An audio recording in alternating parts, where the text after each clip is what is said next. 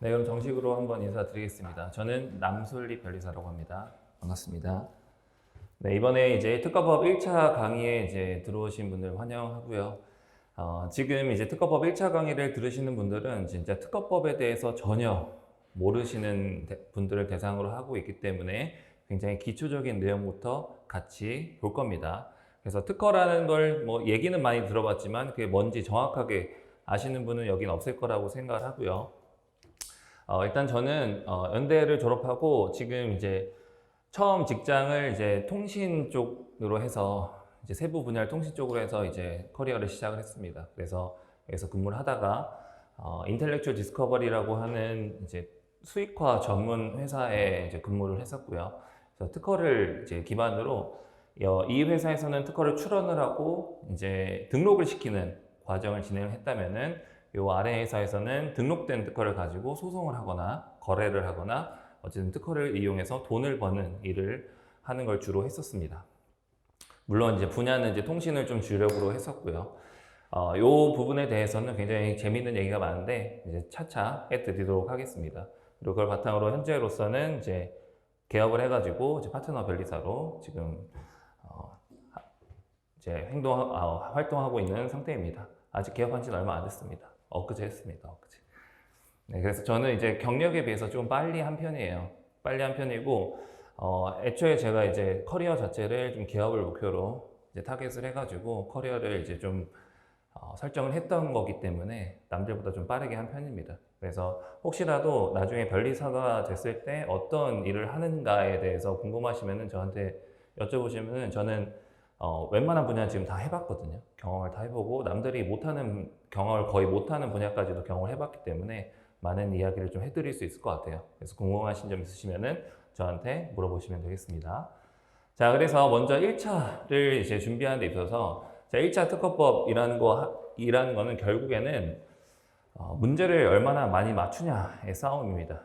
우리가 1차를 통과해야 2차를 볼 수가 있는 거고 1차 특허법의 그 중점은 우리가 특허법을 너무 굉장히 이제 깊게 알고 있는지 이런 걸 물어보는 게 아니에요. 그냥 OX를 판단할 수만 있으면 됩니다. 근데 그 OX를 판단하고자 하는 대상이 많아서 문제인 거죠. 그리고 과목이 이거 하나뿐만인 것도 아니고 민법부터 시작해가지고 민법, 특허, 상표, 디자인이 있죠. 그 다음에 자연과학도 4가지나 물화생지가 있습니다. 그리고 최근에 경향상 민법도 어렵게 나오고 자연과학도 좀 어렵게 나오는 편입니다. 그래서 특허법은 결국에 문제 그 총 수로 치면은 300개의 문제가 아니죠. 40문제씩 120문제 중에서 20문제에 해당하는 분량을 차지하고 있습니다. 그럼 6분의 1 정도의 어떤 노력을 들여서 여러분이 특허법에서 고득점을 하셔야 되는 것이 1차에서는 최종 목표가 될 거고요. 그리고 여러분이 학자가 되시면 안 됩니다. 학자가 되시면 안 되고 어떤 문장을 봤을 때 그거에 대한 OX만 판단을 하실 수 있는 그런 OX 기계가 되셔야 돼요. 그리고 이걸 효율적으로 하기 위해서 제가 여러분께 강의를 하는 거고요. 그래서 보시면은 일단 특허법 이 시험을 합격하기 위해서 봐야 될 내용은 특허법, 실용신안법 있고요. 그 다음에 조문을 바탕으로 이제 어떤 조문에 대해 해석이 문제가 된다 하는 경우에 이제 판례가 등장을 합니다. 그래서 판례 중에서도 대법원 판례 있죠. 특허법원 판례 있고 또 지방법원 판례도 있습니다. 그리고 이 특허법과 실용신안법에 대해서 이 법에 대한 어떤 각각의 절차들이 있는데 그 절차들을 어떻게 효율적으로 수행할 수 있을까와 관련한 어떤 하위 법령들이 시행령, 시행규칙들이에요. 그래서 요거는 이제 입법부에서 만드는 거고요. 요거는 이제 행정부에서 만드는 게 요 법이라고 생각을 하시면 됩니다. 그 다음에 이 특허법이나 실용신안법 등을 바탕으로 심사관이 결국에 특허를 등록받기 위해서는 우리가 출원인과 심사관 간의 어떤 싸움인데 심사관도 이 특허법을 잘 알아야 되잖아요. 그래서 어떤 문제가 있었을 때 심사관이 특정 방향으로 심사관이 갈 줄 알아야 됩니다. 그래서 그런 심사관들을 가르쳐 주기 위한 것이 이제 심사 기준 그리고 심판관들을 위한 것이 이제 심판 편람입니다. 자, 그러면 내용을 보면은 이제 특허법, 실용신안법 그리고 판례가 있고 이 심사 기준과 심판 편람은 이 조문과 판례에다가 플러스 알파로 더해서 이제 여러 시나리오를 상정을 해가지고 이런 경우에는 이렇게 심사하고 저런 경우에는 저렇게 심사하고 이런 내용들이 막 있습니다. 그래서 이 내용보다 이 내용이 훨씬 많아요. 심사 기준이랑 심판편람 같이 보시면은 심사 기준만 해도 1000페이지가 넘어갑니다. 심판편람 또 몇백 페이지가 또 따로 되고요. 그리고 시행령, 시행규칙 등은 이 법을 기반으로 해서 이 법을 잘 수행하기 위한 하위 법령들이잖아요. 그래서 굉장히 세세한 내용들이 굉장히 많습니다. 돈을 어떻게 내야 될 것인가 뭐 이런 것부터 시작을 해가지고 이것까지 굳이 알아야 되나 하는 내용들이 많아요. 근데 어쨌든 요게 다 우리 특허법의 1차 시험의 범위입니다. 자, 그러면은 우리가 여기서 효율적으로 합격을 해야 되는 거잖아요. 효율적으로 최대한 양을 줄여서 특허법에서는 최대한 양을 줄이는 게 중요합니다. 그러면은 가져갈 것만 가져가자는 거죠. 그랬을 때 특허법과 판례, 실용신안법과 판례는 가져갈 수밖에 없어요. 대신에 특허법과 실용신안법은 두 개의 차이만 알고 계시면 됩니다. 차이만 알고 계시면 되고, 그래서 실용신안법은 한 페이지로 딱 끝나요. 한 페이지로 표를 통해서 특허법과 이게 다르다. 그 외에는 다 똑같아요. 다 똑같아서 실용신안법은 걱정할 게 없고요. 그래서 특허법이랑 이제 판례는 기존에 출제가 되지 않았던 부분까지 나와요. 그래서 특허법이랑 판례는 이제 최신 판례뿐만 아니라 기존에 출제가 되어 있지 않았던 조문들도 같이 보셔야 되는 부분이 있습니다. 그래서 우리가 필수적으로 이제 가져가야 될 부분은 결국에 이 특허법에서는 조문은 모두 기출이 되었든 안 되었든 다 암기를 하셔야 되는 부분이 있습니다. 그래서 요즘에 1차 시험이 어렵다 하는 거는 하도 이제 수험생들의 어떤 수준이 좀 올라가고 있기 때문에 기존에 냈던 어떤 방식으로는 옥석을 가리기가 힘들다는 거예요. 옥석을 가리려면 사실 말도 안 되는 데서 낼 수는 없고, 그러면은 이제 여러분이 출제위원이라고 생각해보면 뭐 어디서 내시겠어요? 기출되지 않았던 조문에서 낸단 말이에요. 그래서 최근에도 기출되지 않았던 조문에서 한두 문제씩 나오는 경우가 있었습니다. 그래서 경향상 봤을 때 이제 매년 새로운 조문이 하나씩은 나와요. 하나의 문제를 구성해서 나옵니다. 그래서 기출되지 않았던 부분이 한 번씩 나오게 된다라는 거 체크해 주시고, 판례도 기존에 기출되었던 중요 판례들이 있어요. 우리가 막 이건 되게 중요한 판례다라고 하면서 전통적으로 매번 반복해서 나오는 판례들이 있고요. 그 다음에 이제 거의 최근 판례라고 하면은 거의 이제 이전 5년 정도를 이제 최근 판례, 최신 판례라고 하는데, 최신 판례 중에서도 이제 당연히 최신 판례니까 기존에 예를 들어서 작년에 문제를 낼 때는 이 판례가 없었단 말이에요. 없었으니까 내년에 문제를 출제할 때는 당연히 그게 이제 시험 범위에 들어가겠죠. 그리고 중요한 판례들은 당연히 이해를 하고 암기를 하셔야 되는 부분입니다. 그래서 요거는 가져가셔야 되는 부분입니다. 100% 가져가셔야 되는 부분이고, 근데 이제 시행령, 시행규칙, 심사기준, 심판편람 이 부분들은 여러분이 기출된 부분만 가져가시면 돼요. 왜냐면은 시행령, 시행규칙 등이 굉장히 세세한 법령들이라고 말씀드렸잖아요. 그래서 사실 이걸 다 커버할 수가 없어요. 커버할 수가 없고, 그거를 이제 이게 출제하시는 분들도 알죠. 이걸 내도, 그리고 이 변리사를 뽑는 데 있어서 그닥 필요가 없는 지식들이란 말이에요. 굳이 필요가 없는 지식들입니다. 여러분이 실무를 하면서도 볼 일이 별로 없는 시행령과 시행규칙들이에요. 그래서 대부분 이제 기출문제들 분석을 해봤을 때 시행령, 시행규칙에서는 거의 출제된 거를 다시 한번 몇 년 주기로 한 번씩 나오는 정도에 불과하고요.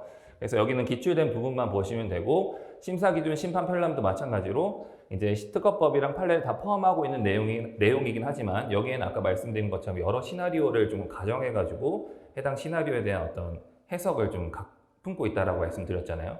그 부분도 기출된 부분만 보시면 됩니다.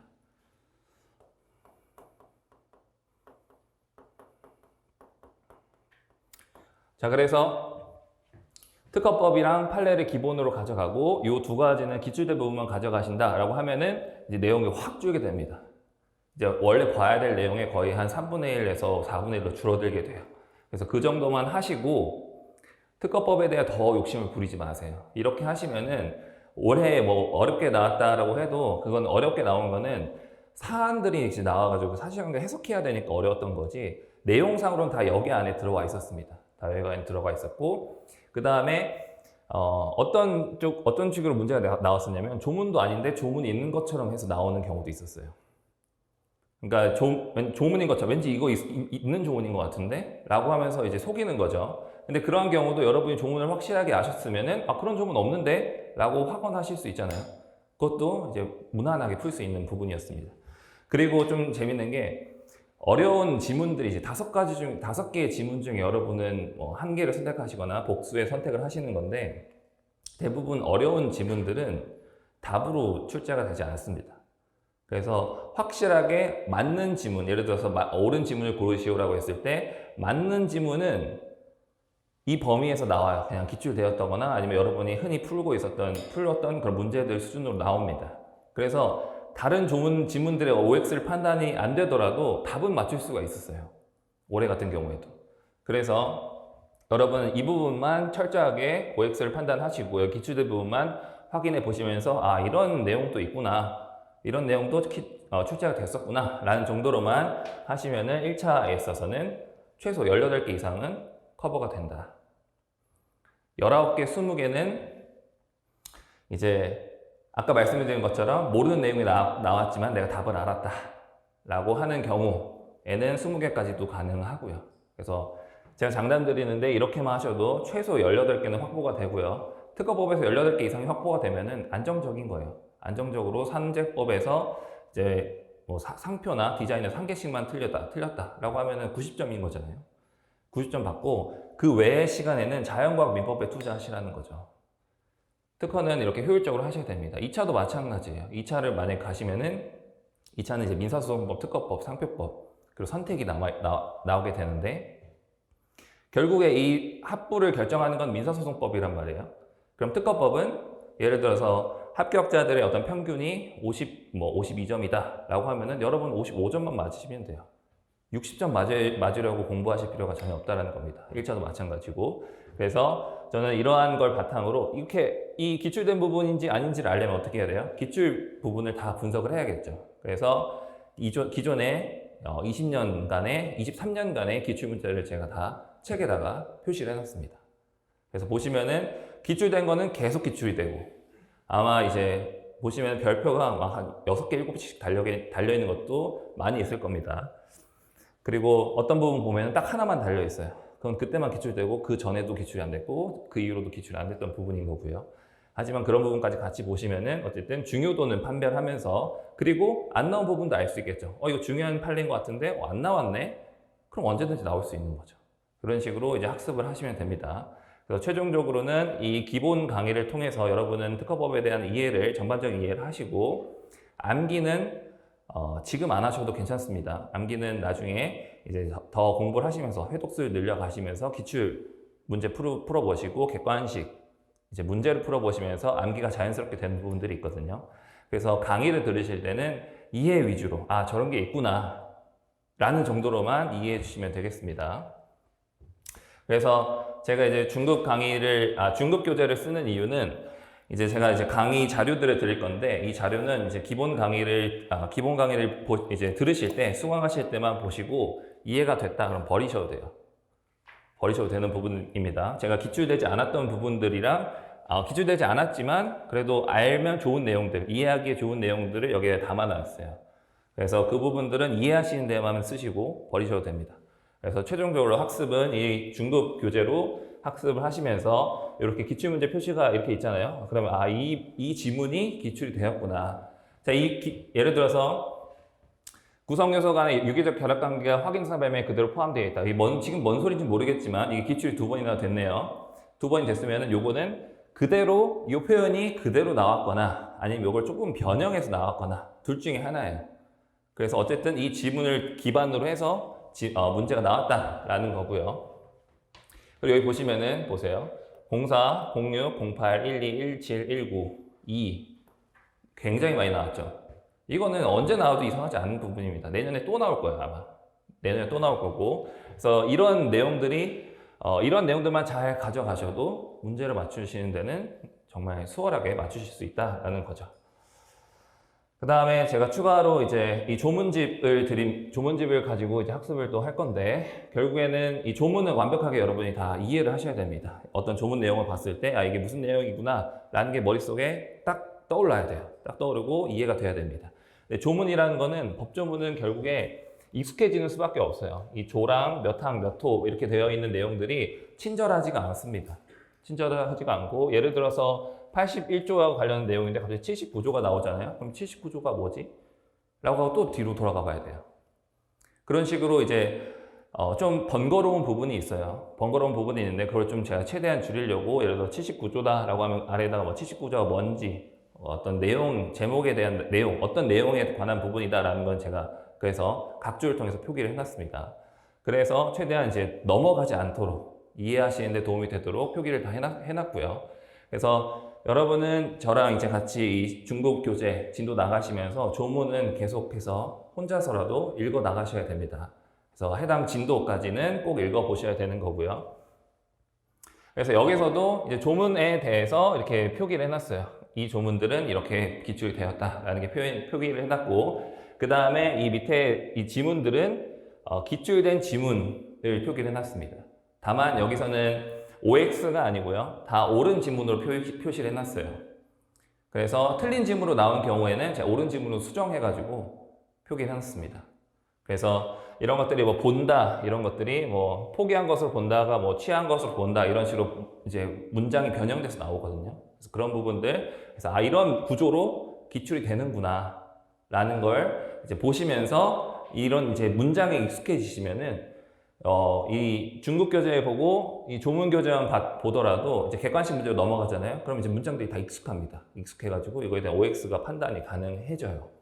그런 식으로 학습하시도록 제가 교재를 편집을 해놨으니까 보시고서 보시면서 저랑 같이 보시면서 이렇게 학습하시면 좋겠습니다.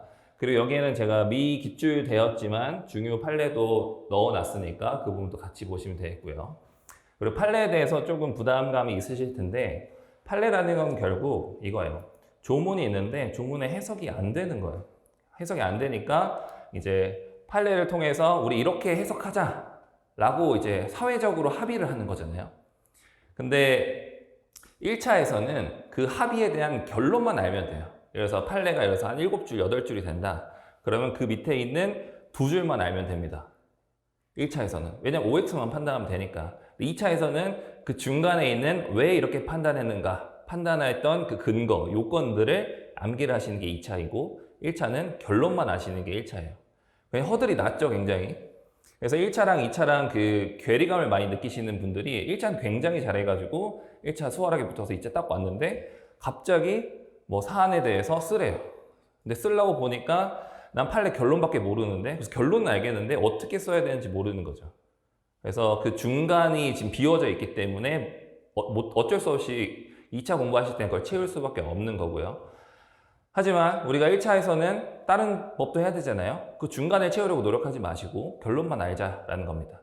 그래서 이해하시면 이제 결론만 이제 알고 넘어갈 수 있으니까 결론 위주로 쭉쭉쭉 이제 진도 나가면 되는 겁니다. 그래서 OX만 판단하시면 되는 거고요. 그래서 스케줄러는 기본하고 중급이랑 객관식 판례, 최종 정리까지 있는데, 중급 강의는 이제 저희가 이렇게 중급 교재를 가지고 지금 공부를 하지만 제가 뭐 학설이 나오거나 이런 부분들은 생략할 겁니다. 그래서 제 중급 교재가 2차 교재랑 거의 목차가 이제 유사해요. 이 연속성을 좀 위해서 목차를 유사하게 구성해 놨습니다. 그래서 중급 기본 강의에서는 이제 이해 위주로 해서 우리가 학습을 할 거고, 중급 강의에서는 이 각각의 저희가 이제 기출되었던 부분이 어떻게 기출이 되었는가를 중점으로 해가지고 플러스 알파로 이제 이해가 다 되셨으니까 좀 심화 학습, 2차를 조금 더 준비하는 입장에서 한 발짝 이제 2차로 들어갔을 때 더 어색하지 않도록 이제 어떤 학설의 논의 같은 것도 소개를 좀 시켜 드릴 거예요.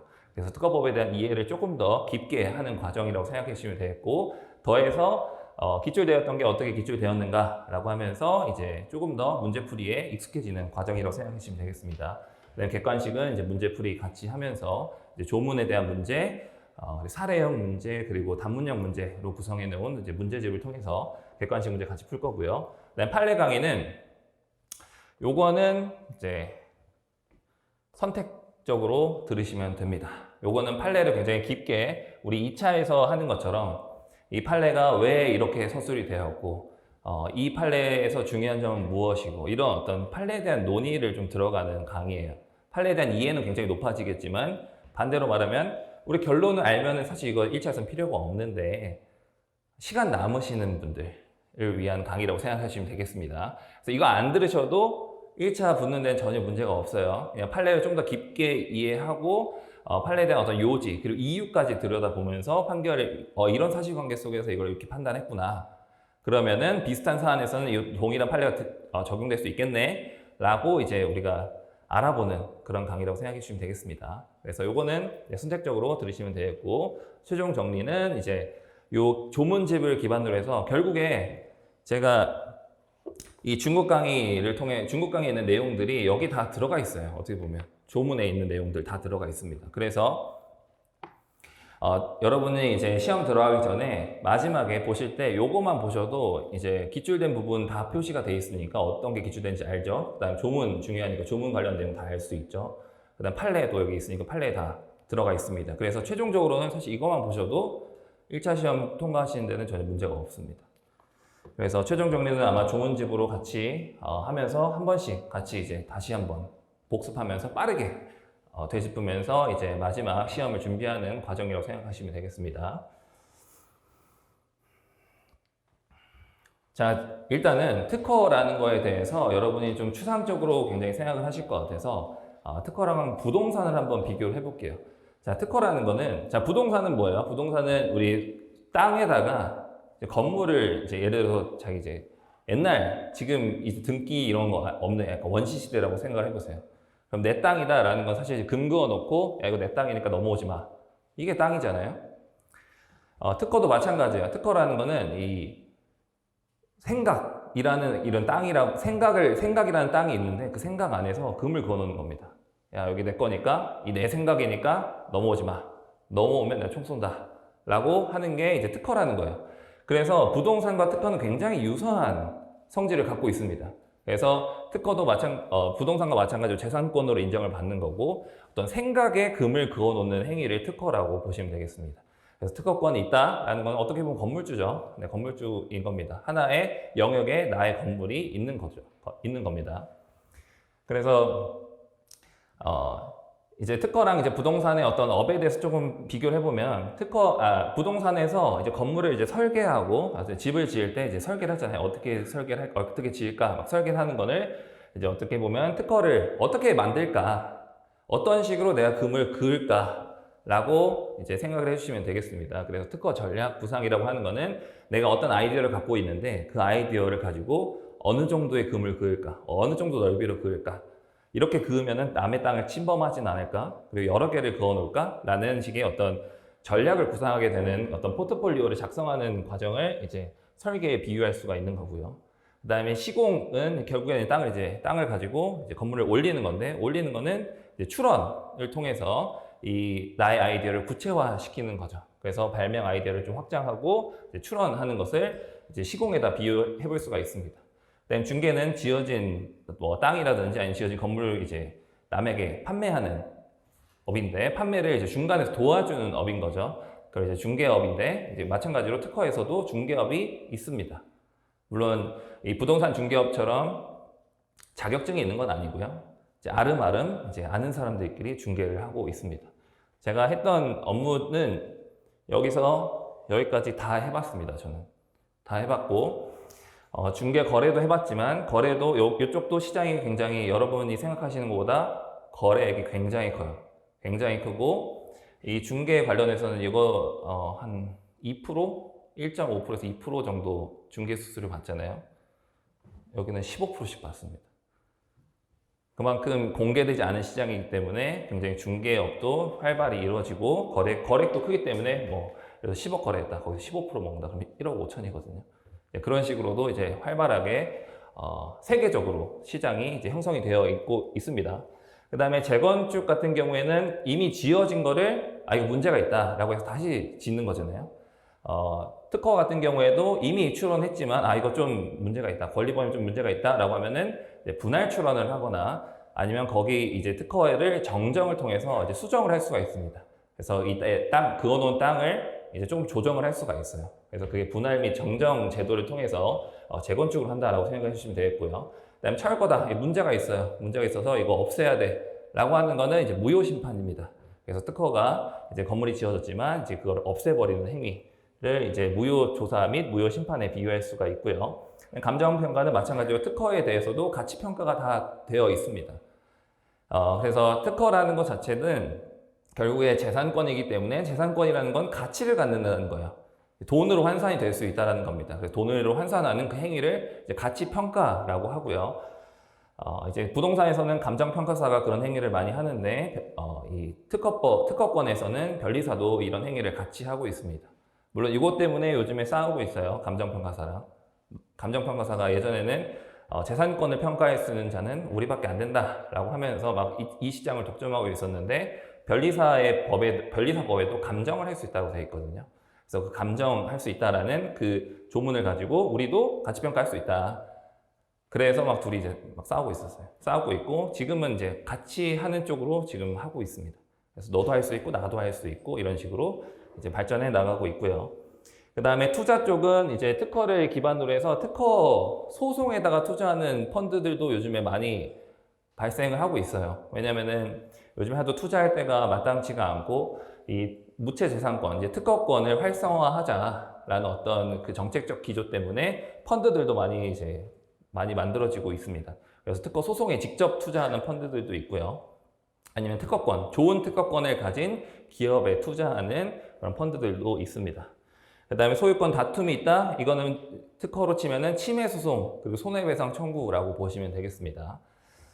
그래서 이게 변리사의 어떤 장점이 될 수도 있는 부분이 뭐냐면은, 자, 요거는 부동산에서는 요거 다 같이 한다는 사람 못 봤잖아요. 나 요거 다 한다. 변리사는 요거 다 합니다. 요걸 다 하기 때문에 그만큼 공부도 많이 하셔야 되는 거고, 그만큼 이제 끊임없이 이걸 잘하는 사람이라도 요거를 하려면 또 공부를 해야 되고, 그리고 할 수 있는 자격도 있는 거고, 그렇기 때문에 변리사라는 직업이 굉장히 매력적인 직업이다라고 생각하고요. 저는 스스로도 변리사라는 직업에 굉장히 매력을 많이 갖고 있습니다. 그래서 사실 요 출원 정도만 하시는 분들, 포트폴리오 출원 이거 굉장히 잘 하시는 분들도 많은데, 이거는 하다 보면 사실 매너리즘에 빠지기 좀 쉬워요. 그래서 그리고 힘들기도 하고, 창작을 해야 되는 부분이니까 힘들기도 하고, 그래서 여러분은 이제 나중에 합격하셨을 때 이 아랫단도 많이 이제 보시면서, 난 이런 일 해야겠다. 난 돈을 좀 더 벌어야겠다. 다른 업으로 좀 나가야겠다라는 생각을 좀 많이 하셨으면 좋겠습니다. 그렇지 않아도 요즘에 최근에 붙으시는 변리사분들은 이제 변리사도 약간 트렌드가 좀 있는 게, 옛날에 한 50기 이전 분들은 여기에 좀 집중을 많이 하셨어요. 그래서 변리사는 그래도 출원해야지. 그러면서 인하우스 이제 기업에 들어가시는 분들 이제 무슨 저 변리사로서의 어떤 업무를 포기한 놈들 막 이러면서 이제 좀 배척하는 경향이 있었어요. 소위 말하는 가스라이팅을 좀 많이 했습니다. 근데 최근에는 이쪽 시장이 워낙 이제 발전이 현재로서는 더디고, 수가 문제도 맨날 이제 들으셨잖아요. 어디선가 수가 문제를 들으셨을 겁니다. 변리사 출원 비용 오르지 않는다. 옛날에도 200만 원이고 20년 전에도 200만 원이고 지금도 200만 원이거든요. 오르지 않는다 막 이런 얘기들이 있으니까, 최근에 붙으시는 변리사분들은 이런 쪽으로 많이 이제 관심을 가지고 이제 공부도 많이 하시고, 스스로 스터디 모아가지고 뭐 가치평가 스터디 뭐 이런 것도 하시고 그렇게 하고 계십니다. 그래서 여러분이 만약 변리사로서 어떤 꿈을 가지시는지는 모르겠어요. 그냥 안정적으로 그냥 나름의 고소득을 가지면서 이제 꾸준히 일을 하고 싶다라고 하시면 이 분야도 아직까지 매력이 있습니다. 뭐 영업할 필요도 없고 그냥 혼자서 이제 하루 종일 말 한마디 안 할 수도 있어요. 그냥 재택근무하면서 그냥 집에서 일할 수도 있습니다. 여기에 만족하시는 분들은 굉장히 만족하세요. 그래서 변리사라는 직업의 장점이 뭐냐면은, 여기는 이제 땅이 필요한데 저희는 컴퓨터만 있으면 되거든요. 컴퓨터만 있으면 되니까 재택근무도 지금 굉장히 많이 활성화되어 있고, 그리고 수요가 굉장히 많이 있습니다. 공급이 지금 수요를 못 따라가고 있어요. 그래가지고 이쪽 지금 인력도 굉장히 부족한 실정이긴 한데, 어쨌든 이쪽도 이런 분야들도 굉장히 지금 한국에서도 많이 발전하고 있는 분야다라고 생각해 주시면 되겠습니다. 자, 그래서 특허라는 게 그래서 왜 중요한가? TCK에 대해서 조금 더 강조를 드리면은 아마 주식을 좀 좋아하시는 분들은 이 기업을 알지도 모르겠습니다. TCK라는 기업이고요. 이건 반도체 장비 회사입니다. 반도체 장비 중에서도 반도체 웨이퍼가 있잖아요. 웨이퍼가 있는데 그 웨이퍼를 이제 가공하잖아요. 웨이퍼를 식각을 한다고 하는데 그 식각 과정에서 그 주변에 테두리, 링입니다. 링. 이거 고정을 지켜주는 링이고요. 이 식각 과정이 굉장히 고압, 고온으로 이루어지기 때문에 이 링은 빠르게 마모가 돼요. 빠르게 마모가 돼서 이 링에 대해서 링은 이제 많이 팔리는, 왜냐면 계속 소모품인 겁니다. 소모품. 근데 HTCK라는 기업이 그 링에 있어서, 그 웨이퍼 링에 있어서 세계 1위 기업이었어요. 세계 1위. 거의 점유율이 80%에서 90% 정도 되는 세계 1위 기업입니다. 근데 문제는 뭐였냐면은 어느 순간부터 매출이 자꾸 떨어지는 거예요. 아니, 이 정도 매출 나오면 안 되는데 반도체 판매량 이런 거 봤을 때는 분명히 늘어야 되는데 매출이 자꾸 떨어지는 거예요. 그래서 알고 봤더니 다른 장비 업체가 똑같이 만들어서 팔고 있는 겁니다. 요 링을. 근데 이제 이 침해 여부를, 그래서 이거 누군가 침해하고 있는 건 심증은 있는데 물증이 없는 거예요.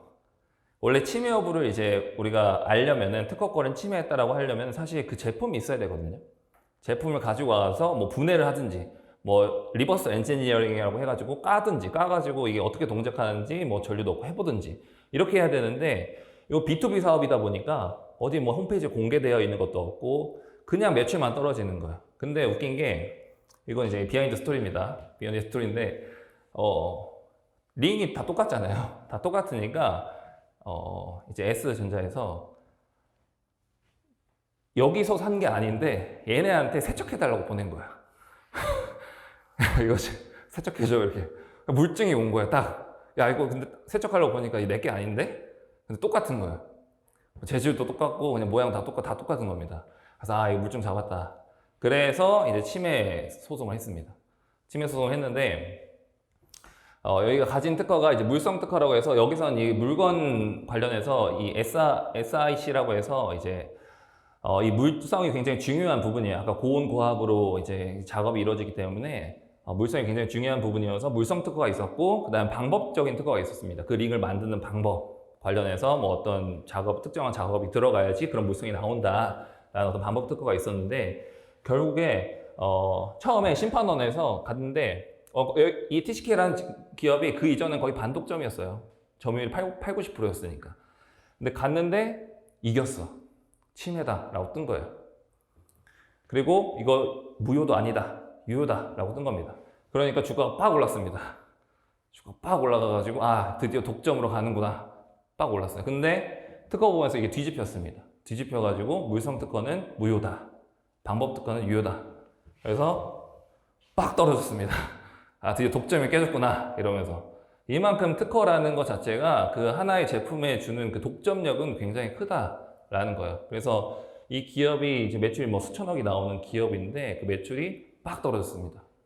빡 떨어지면서, 물론 방법 특허는 아직 있어요. 방법 특허는 있고, 최근에 대법원 판결에서도 이게 확정이 됐어요. 확정이 돼가지고 무효이고, 이거는 이거 무효가 아니고 방법 특허는 유효입니다. 유효로서 이제 인정을 받긴 했지만, 그래서 여기서 지금 주장하는 거는 방법 특허 어차피 피해갈 수가 없다. 이거는 뭐 피해갈지라도, 이거는 이제 특허는 없지만 이렇게 만들려면 이 방법으로 써야 된다라고 지금 주장하고 있는 상태입니다.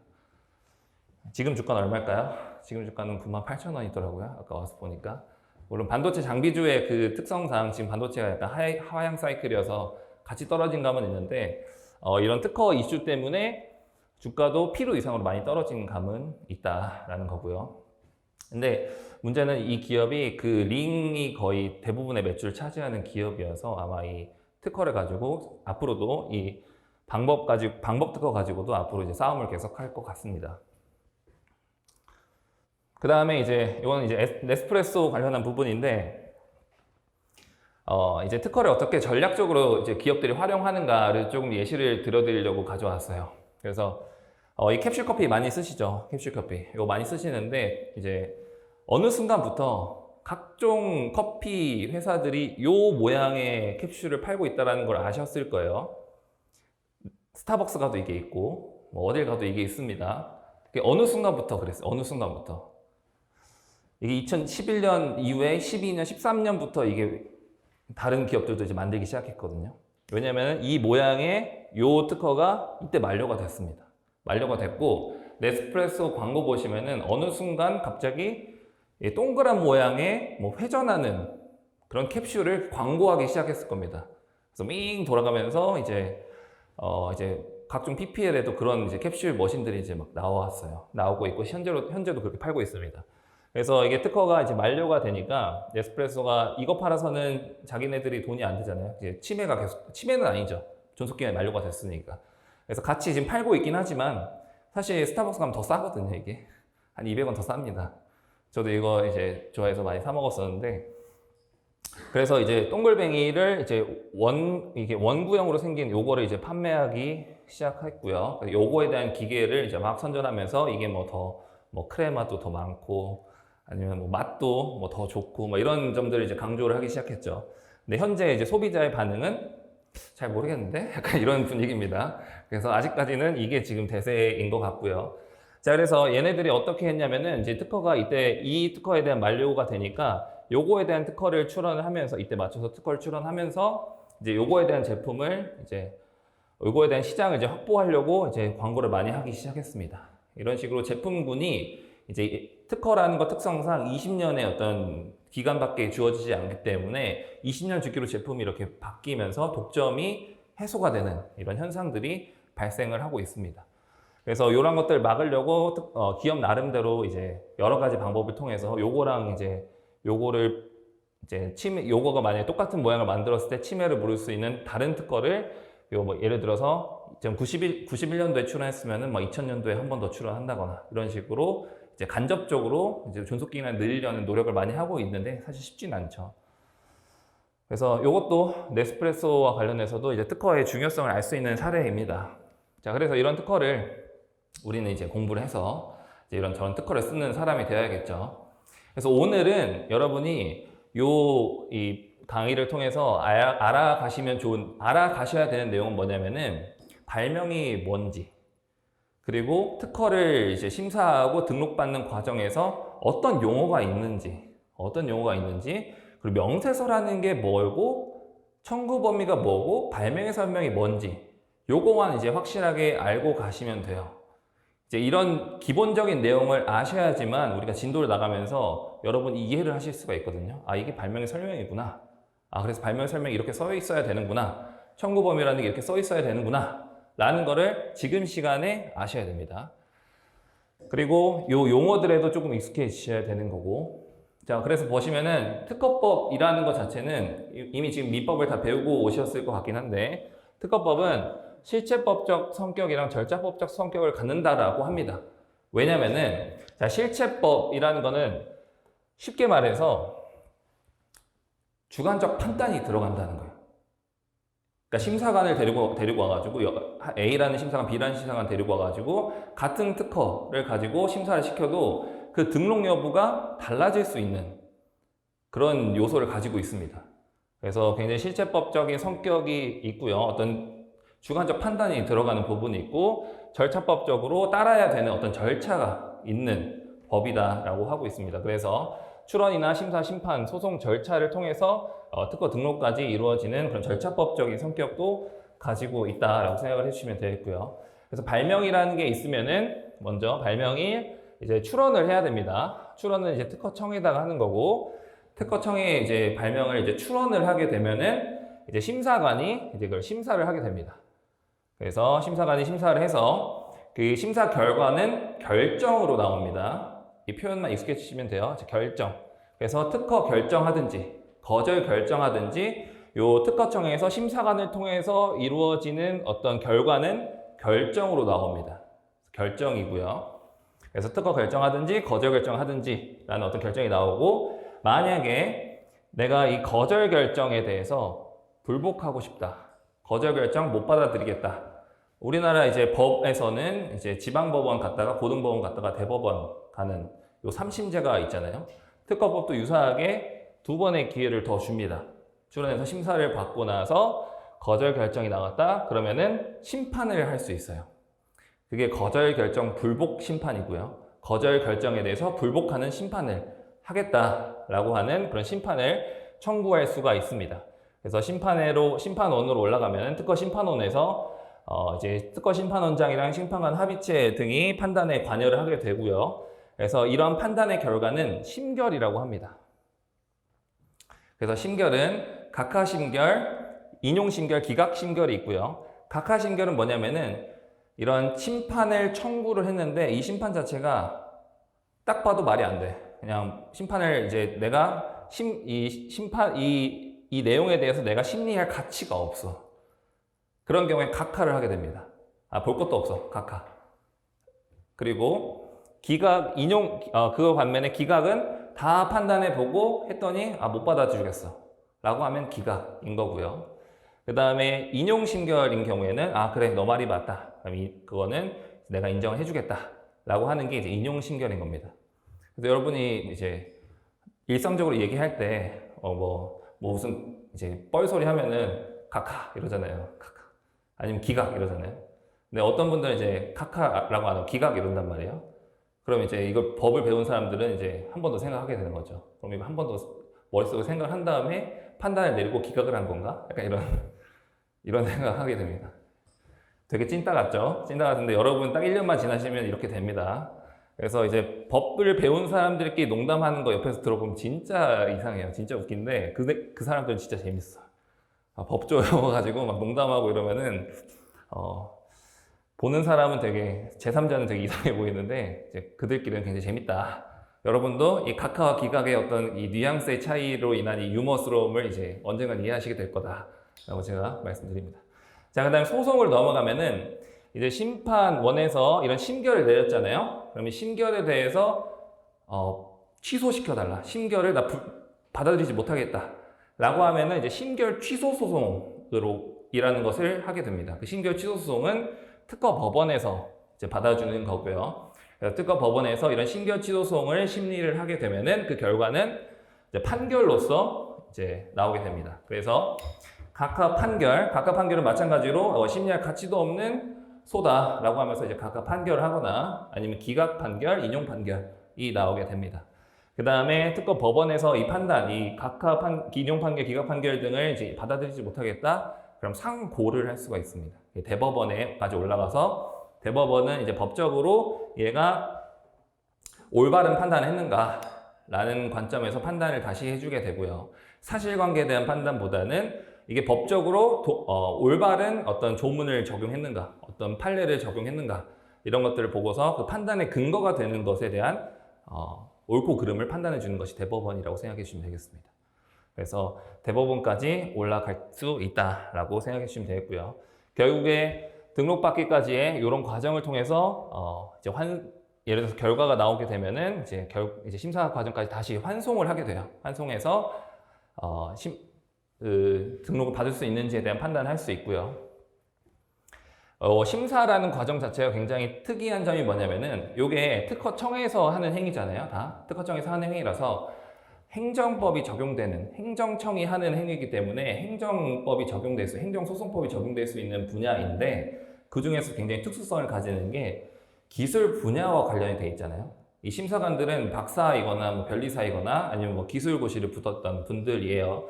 그러면 이분들은 기술에 대한 이해가 있어서 이 등록이 될지 안 될지, 내가 땅을 그었는데 이 땅이 옆이랑 충돌할지 안 할지, 이 부분은 사실 기술을 알지 않으면 절대 판단할 수가 없거든요. 그래서 여기는 이제 기술적인 어떤 전문성이 있는 부분이기 때문에 이 심판이랑 소송과는 좀 궤를 달리합니다. 궤를 달리해서 엄밀하게 특허법에서는 삼심제라고 하지 않습니다. 그냥 속심적인 성격을 갖고 있다라고만 하고 이 전문가의 판단을 신뢰하는, 존중하는 그런 태도를 취하고 있습니다. 그래서 일반적인 어떤 민사소송이나 이런 민법과는 좀 다른 점이 있고요.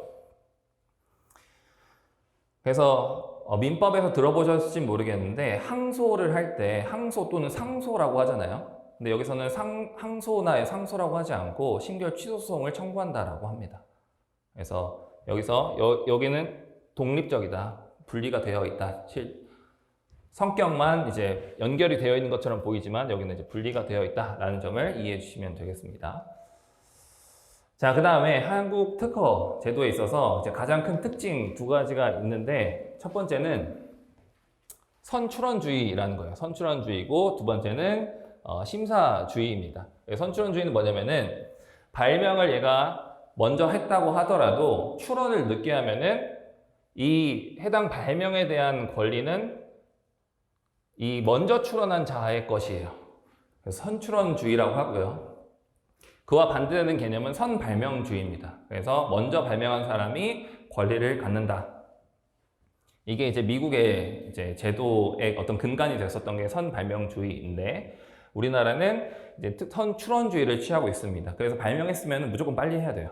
무조건 빨리 출원을 해야 됩니다. 그래서 선출원주의를 택하고 있는 대신에 사실 이 발명을 해놓고 먼저 출원해야 되는지 아는 사람도 사실 흔치 않아요.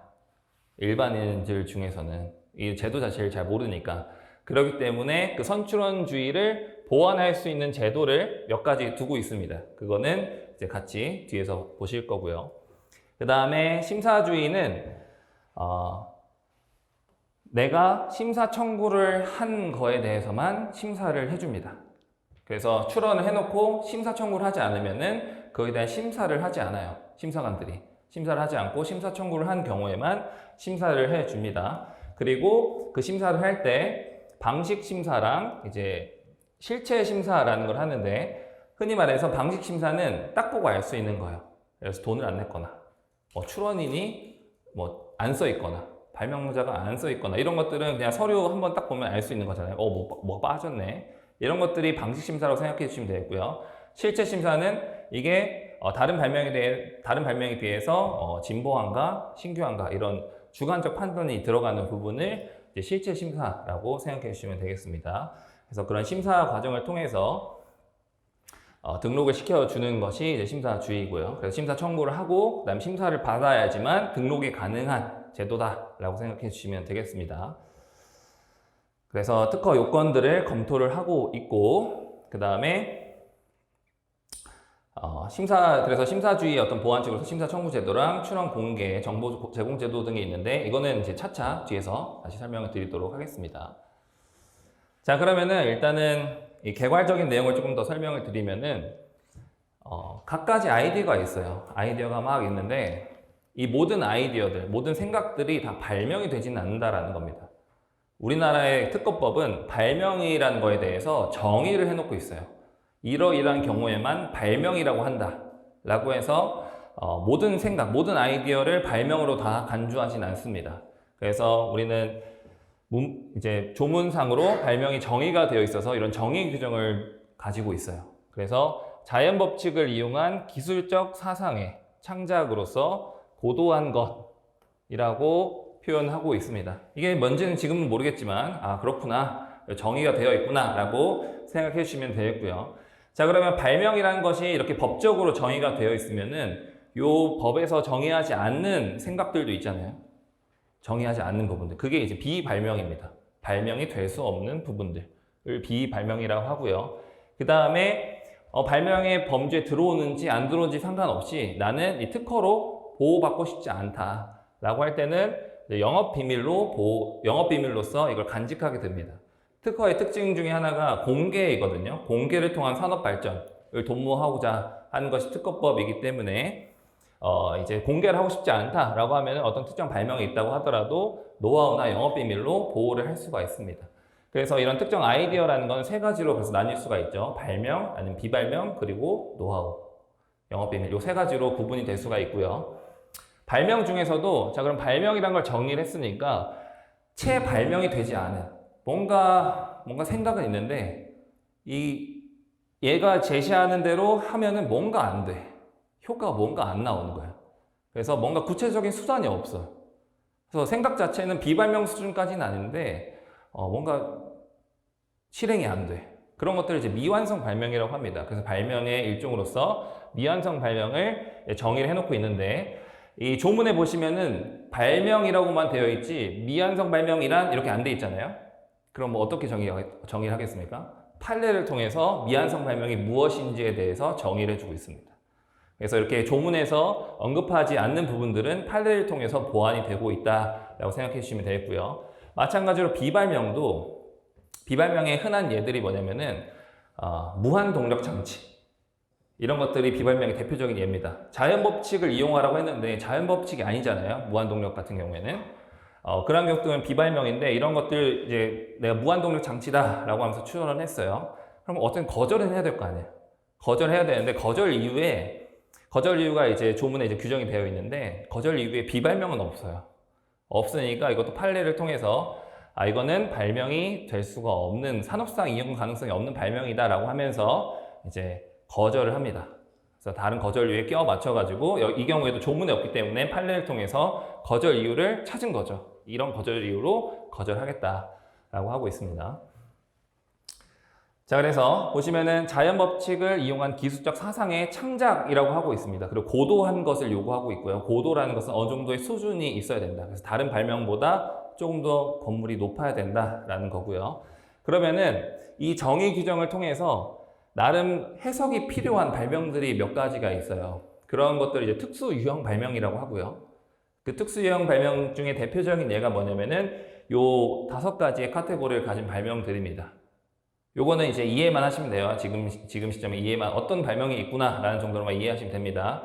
첫 번째로는 이제 용도 발명인데, 용도 발명이 뭐냐면은 기존에 이미 이 물질이, 특정 물질이, A라는 물질이 있어요. 계속 쓰이고 있습니다. 산업계에서 쓰이고 있었는데, 이 A라는 물질이 예를 들어서 뭐 X라는 용도로 쓰이고 있다라고 가정을 해볼게요.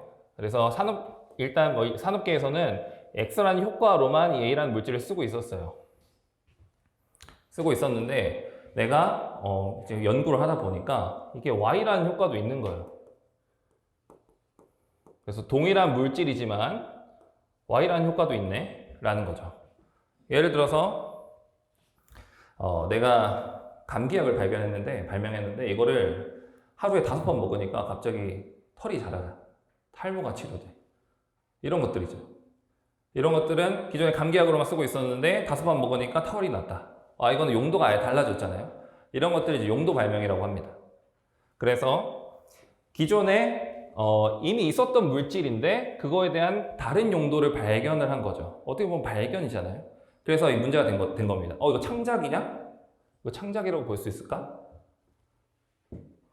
조문에 없으니까. 그래서 판례를 통해서 이거는 창작으로 인정해주자 라고 해서 용도 발명이란 카테고리가 생겼습니다. 그래서 용도 발명을 인정하려면은 특정 요건들을 만족해야 되고 그 요건을 만족하면 용도 발명으로 보호해주자. 그것도 판례를 통해서 정립된 거고요.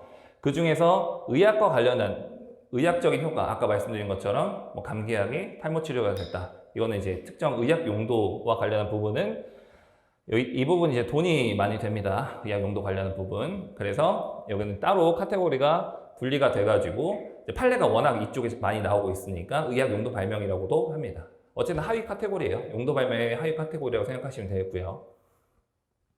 최근에도 이제 의학 용도 발명과 관련한 어떤 심판 소송이 굉장히 엄청 많이 나왔습니다. 최근에 엄청 많이 나와가지고 이것도 나중에 기회가 되면은 말씀드릴게요. 그 다음에 선택 발명은 뭐냐면은 이것도 마찬가지로 조금 다르긴 한데 원래 A라는 물질에 X라는 효과가 있었고 Y라는 효과가 있어요. 2가지 효과가 다 있었습니다. 다 있었는데 사람들이 여기도 마찬가지로 X라는 효과로만 쓰고 있었던 거예요. X라는 효과로만. 근데 용도 발명은 여기서 효과를 발견을 해낸 거고 원래 있던 거를 얘는 선택을 해가지고 이거는 이제 요거보다 효과로 설명드리는 것보다 다르게 설명을 드릴게요. 자, 예를 들어서 A라는 물질이 있어요. A라는 걸 금속이라고 할게요. 금속이 있는데 이 금속을 이용해서 어떤 발명이 있다고 생각을 해볼게요. 근데 금속이 될 수 있는 거는 뭐 철도 되고 뭐 구리도 되고 뭐 아연도 되고 텅스텐도 되고 이런 식으로 다 있잖아요. 그래서 금속을 이용한 어떤 발명인데 내가 이제 연구를 해보니까 요 아연을 이용하면은 훨씬 더 효과가 좋은 거예요. 다른 금속들보다. 그러면은 기존에 있었던 물질 중에 하나를 내가 선택을 한 거잖아요.